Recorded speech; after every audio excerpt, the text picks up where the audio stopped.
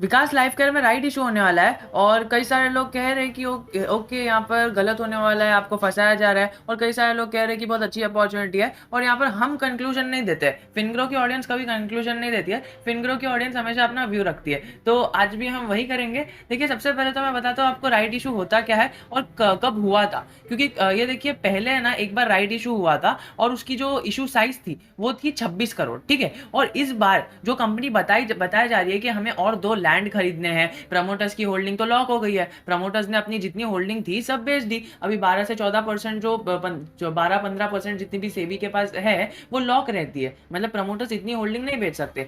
सेबी के नए नए रूल आते रहते हैं एंड वो आपके और मेरे जैसे रिटेल इन्वेस्टर्स को प्रोटेक्ट करने के लिए ही आ जाते हैं, ठीक है। तो ये सारी चीजें तो होती है, तो वो उतनी होल्डिंग तो अपनी बेच नहीं सकते। तो अभी एक मात्र जरिया बचता है, वो होता है राइट इशू। राइट इशू के बारे में भी समझेंगे और अब आप मुझे बता दोगे कि क्या करना चाहिए। और वैसे भी अगर स्टॉक गिर भी जाए ना, तभी भी फिनग्रो की ऑडियंस को पता ही है कि जैसे 100% प्रॉफिट हो जाए वो अपना पैसा कैपिटल निकाल लेते हैं और प्रॉफिट को छोड़ देते हैं। तो जो भी है वो तो है ही। आप कमेंट करके बताते हो कि मैंने अपना प्रॉफिट निकाल लिया, बट जो कैपिटल था वो निकाल लिया एंड प्रॉफिट रख दिया, तो वो अच्छी चीज़ होती है, बिकॉज लर्निंग होगी तभी अर्निंग होगी। खैर, ये सारी चीज़ों को छोड़ते हुए हमने देखा कि 50 करोड़ रुपए की कंपनी को ज़रूरत है। कंपनी जो भी चीज़ कर रही है वो हमें प्रूफ के साथ दिखा रही है। अब देखिए, ऐसा तो नहीं है कि इसने जो अभी 4 जगह पर अलग अलग ज़मीन खरीदी और इतने करोड़ों की खरीदी, 4 करोड़ की खरीदी ज़मीन, 40 करोड़ की खरीदी थी, 444 मिलियन की, 4 करोड़ 40 लाख की। फिर यहाँ पर 2 करोड़ उसने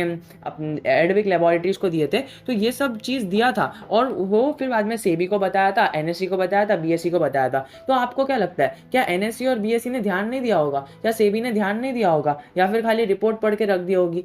the cross checking always happens in everywhere in finance world. तो क्रॉस चेकिंग हमेशा से होती आई है। अब वो कुछ भी हुआ होगा वो हमें नहीं पता, बट हमें सेबी और एनएससी पर भरोसा है, बीएससी पर भरोसा है कि जब ये उन्होंने ये पेश किया है तो कुछ ना कुछ बताकर ही पेश किया है। और स्टॉक की हिस्ट्री देखोगे तो बहुत पुराना स्टॉक है, और इसीलिए कि इतना पुराना स्टॉक है ना, तो और इसकी विकास इकोटेक भी है, और ये सारी चीज़ें हमें कंपनी बार बार बताते रहती है, इसीलिए हमारा एक काइंड ऑफ ट्रस्ट जनरेट हो जाता है कंपनी पर। अब खैर, ये सारी बात तो हो गई। अब राइट इशू से क्या हमें नुकसान होगा? देखिए, प्रमोटर्स के स्टॉक बहुत कम है तो वो लोग वो बेच नहीं सकते, और राइट इशू क्यों कर रहे हैं? बिकॉज उन्हें ज़मीन चाहिए। अभी हमने देखा कि वो इथेनॉल के बिजनेस में है, अभी हमने देखा कि वो फार्मा बिजनेस में है, अभी हमने देखा एफएमसीजी बिजनेस में है। हर एक बिजनेस में वो एंट्री ले रहे। तो क्या वो खाली पेपर वर्क कर रहे? नहीं ना, ये अभी 1990 का ज़माना नहीं है, ये 2021 है, और यहाँ पर सब डिजिटलाइज्ड है, और सारी चीज़ें बहुत ज़्यादा सेबी के रूल स्ट्रिक्ट हो गए।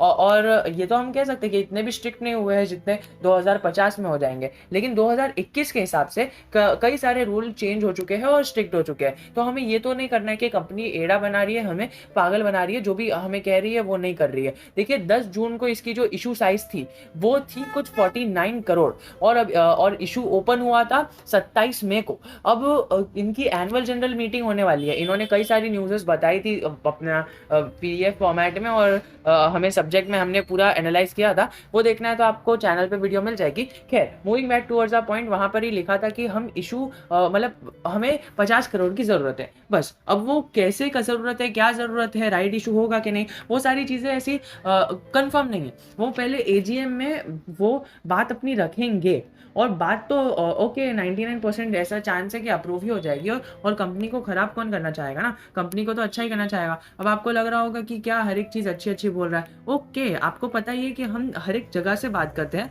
कोई भी अच्छी चीज़ बात नहीं करते, अगर कोई बुरी चीज़ है तो उसको भी रखते हैं सामने। अब जो राइट इशू के बारे में नहीं जानते हैं, हम वो एक शॉर्ट में देख लेते हैं, क्योंकि थंबनेल में हमने देखा ही था राइट इशू है, और कई सारे लोग कहते हैं कि क्लिकबेट है, लेकिन हम क्लिकबेट तो पता नहीं कहाँ पे हो जाता है, कभी पता नहीं, बट स्टिल हम जो थंबनेल में लिखा है वो तो हम देख ही लेंगे। A right issue is an offering of rights to the existing shareholders. ये मैं पढ़ के क्यों सुना रहा हूँ? बिकॉज ये फाइनेंस की वर्ल्ड है। अभी मैं खुद से यहाँ पर बताऊंगा तो आप बोलोगे कि प्रूफ दो, ठीक है। तो मैं आपको ये आपके सामने है, आप रीड कर लेना, मैं आपको एक जनरल भाषा में समझा देता हूँ। देता हूँ। राइट इशू मतलब क्या होता है? राइट इशू मतलब जो एग्जिस्टिंग शेयर होल्डर्स हैं, मतलब यानी कि आपने अगर कंपनी में पैसा लगाया है तो आप उसके शेयर होल्डर बन गए। अब आपको अपॉर्चुनिटी मिलती है कि आप है ना उसके शेयर को है ना बाय करके चल सकते हो। उनका जो राइट इशू रहता है ना, वो जनरली है ना जो मार्केट वैल्यू रहती है उस पर रहता है और शेयर की वैल्यू ज़्यादा हो सकती है। मतलब इन जनरल जब भी राइट इशू आता है ना, तो आपको एक्स्ट्रा शेयर्स मिलते हैं, तो वो फ्री में नहीं मिलते हैं, आपको पे करना पड़ता है, बट उनकी वैल्यू कम रहती है। For example Vikas life care का एक शेयर चल रहा है 10 रुपये पर।